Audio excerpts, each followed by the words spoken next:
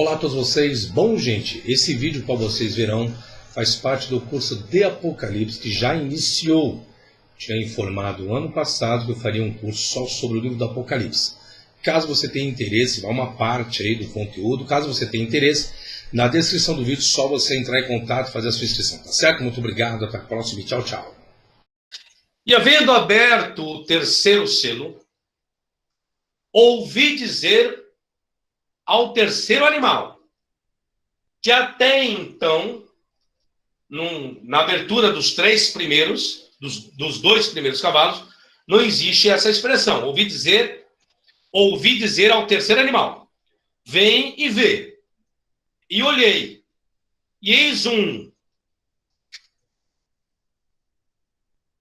cavalo preto,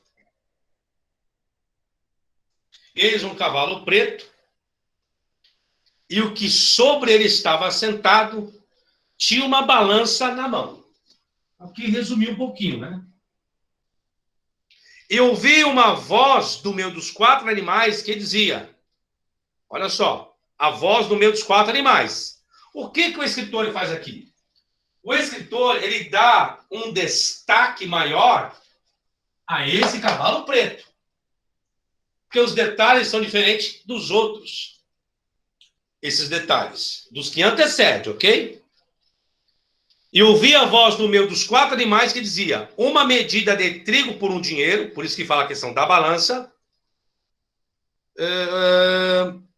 uma medida de trigo por um dinheiro e 3 medidas de cevada por um dinheiro. E não danifiqueis o azeite e o vinho. Então, existem outros detalhes. Então, nós temos balança. Deixa eu baixar aqui que eu não tinha visto. Balança. Isso. Não, vou ficar só no versículo 5, depois eu vou para o 6. Senão eu vou me bananar todo aqui. Vamos lá.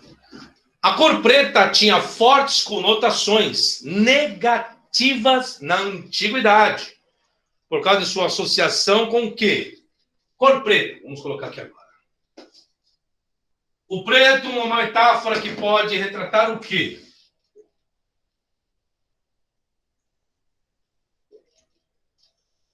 Escuridão. Mas? Mesma coisa. Né? Hã? Trevas, Trevas. Pode retratar a morte também? Morte. Submundo. Pode retratar o diabo. E por aí se vai. Pode retratar guerra. Bom, enfim. Pode retratar escassez. Um monte de coisa. Então, estamos vendo até o presente cavalo, o terceiro cavalo, tudo está associado, por enquanto, com uma questão de guerra, de luta, de morte. Agora vai entrar uma questão interessante. Aí diz que ele tem uma balança. Ele tem a balança. Uma balança. A balança, o que é a balança? Quando vocês veem uma balança, o que ela, dentro de uma metáfora, o que ela retrata, a balança?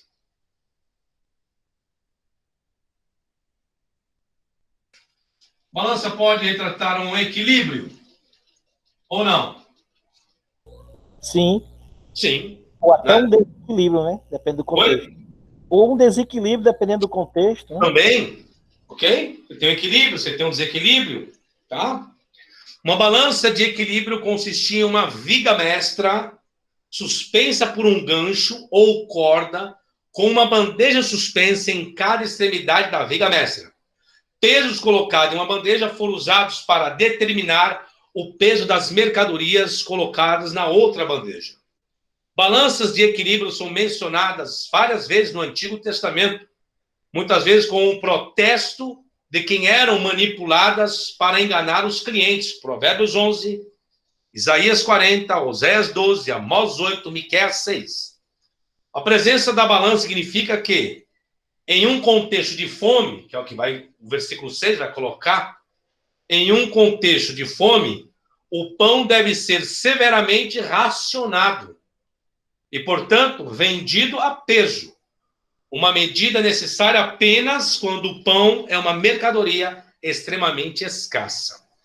No entanto, uma vez que as escalas de equilíbrio são úteis apenas para determinar o peso, o foco no versículo 6 é o custo exorbitante do grão por volume. Parece haver uma inconsistência básica presente. Versículo 6. Pronto. Agora no versículo 6, vou apagar aqui. Agora vamos detalhar esse versículo 6 aí.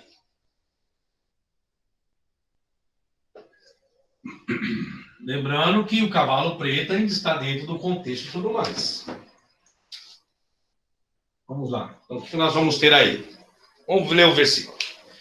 Eu vi uma voz no meio dos 4 animais que dizia: uma medida de trigo por um dinheiro e 3 medidas de cevada por um dinheiro. E não danifiqueis o azeite e o vinho. Interessante isso. Por quê? Desde o cavalo branco e o vermelho, existe algum momento que teria que poupar alguma coisa? Existe alguma expressão de poupar? Não. Não, não existe. Nós temos o cavalo branco, ele tem um arco, recebe a coroa, para vencer.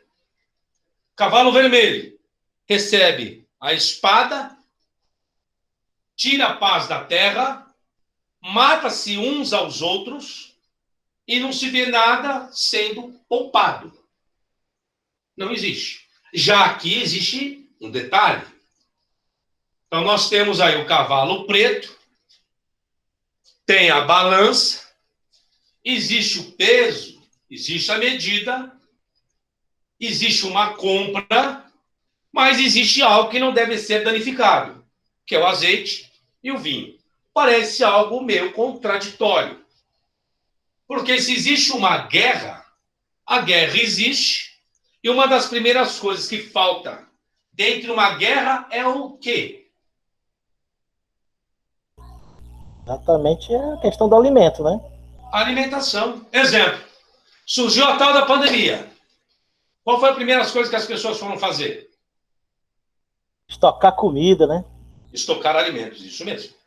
Koenigs, aproximadamente igual à ração de um dia de trigo para uma pessoa. 3 koenigs de cevada era a quantidade aproximada de forragem diária. 3 medidas de cevada era a quantidade aproximada de forragem diária necessária para alimentar um cavalo.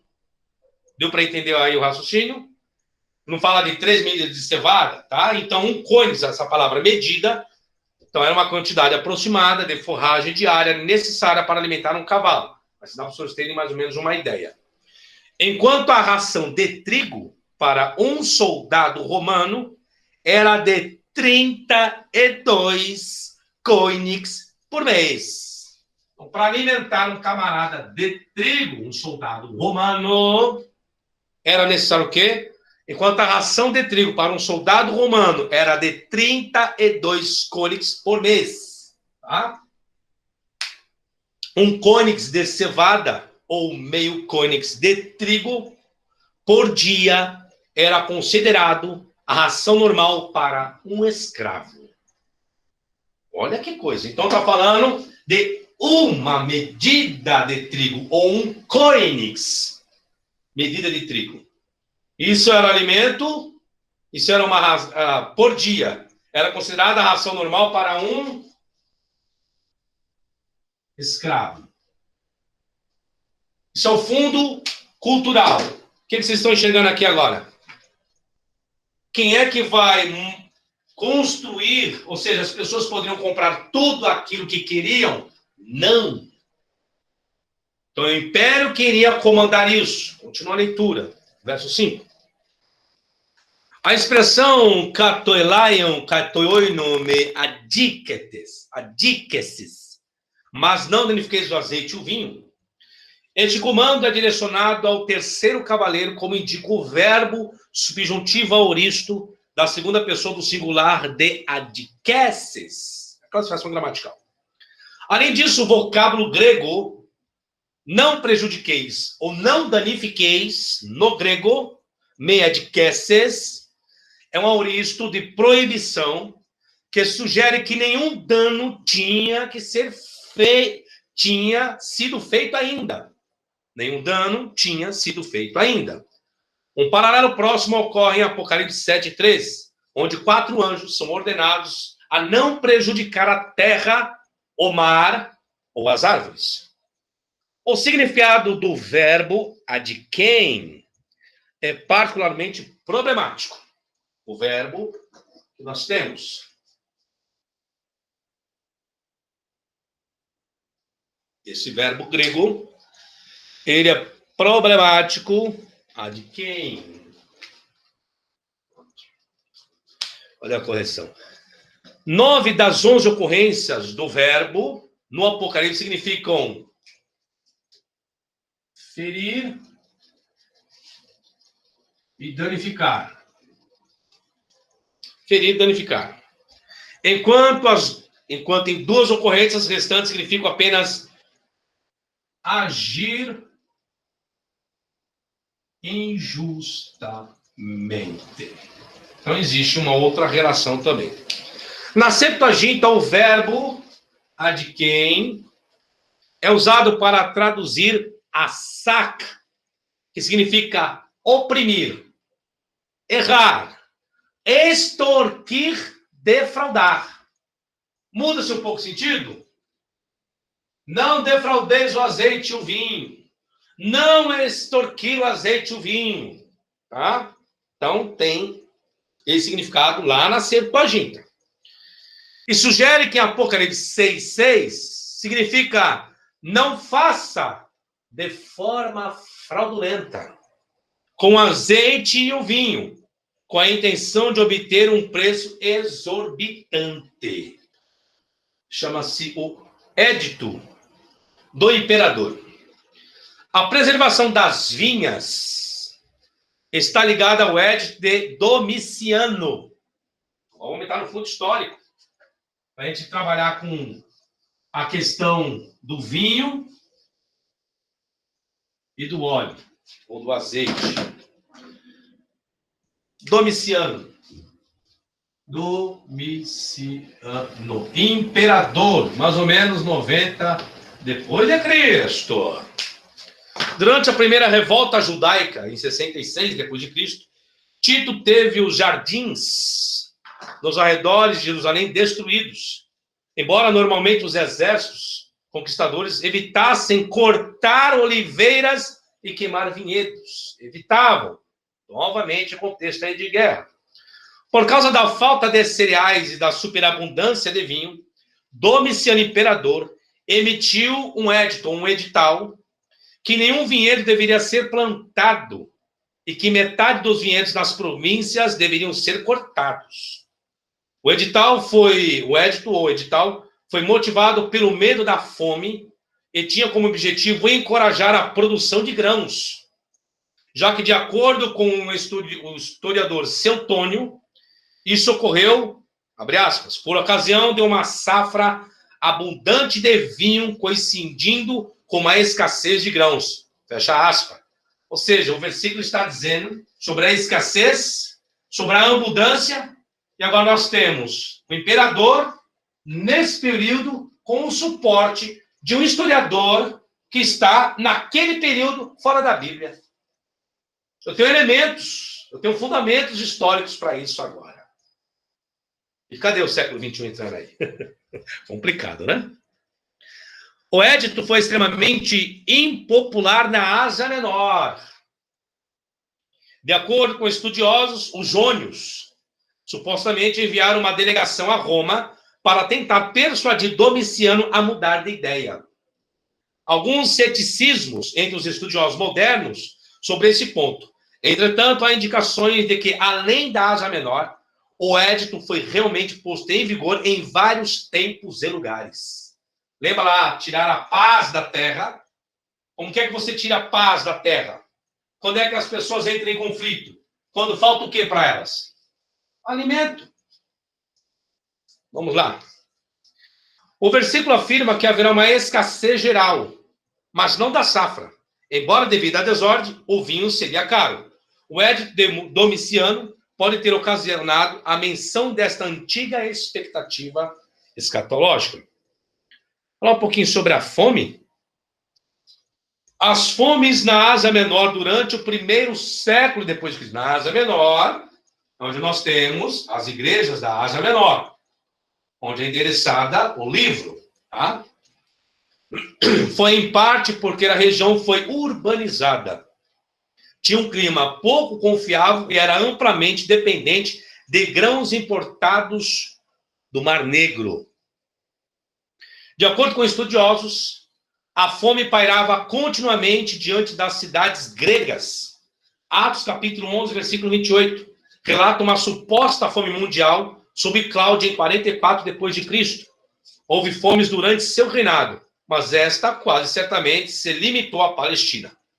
Outra fonte ocorreu na Palestina durante o governo de Tibério Alexandre, de 46 a 48 depois de Cristo. De acordo com o historiador, embora isso possa ser idêntico aos relatos de Atos 11, 28, durante o reinado de Tibério, houve uma fome que foi exacerbada pelos mercadores de grãos que acumulavam seus estoques. Perto do final do reinado de Vespasiano, houve uma fome em Prusa e um motim contra os ricos, que se pensavam ter acumulado os grãos. No entanto, se a data do édito da vinha de Domiciano está correto, em 91 depois de Cristo, é possível correlacionar este édito com a fome generalizada na Ásia Menor, endereçada pelo édito de Antitius Rusticus, o legado da Galácia Capadócia, publicado em Antioquia da Pisídia em 91 depois de Cristo. Então, o fundo histórico acaba corroborando com tudo que estava ocorrendo naquele momento. Olá a todos vocês. Bom, gente, minha equipe de gentileza, para que você não se esqueça de se inscrever aqui no meu canal. Acione o sininho para você receber as devidas notificações. E você também pode obter mais conteúdo, mais informações de alguns vídeos lá no meu site, no www.professorfabiosabir.com.br, tá certo? Até a próxima, sucesso e tchau, tchau!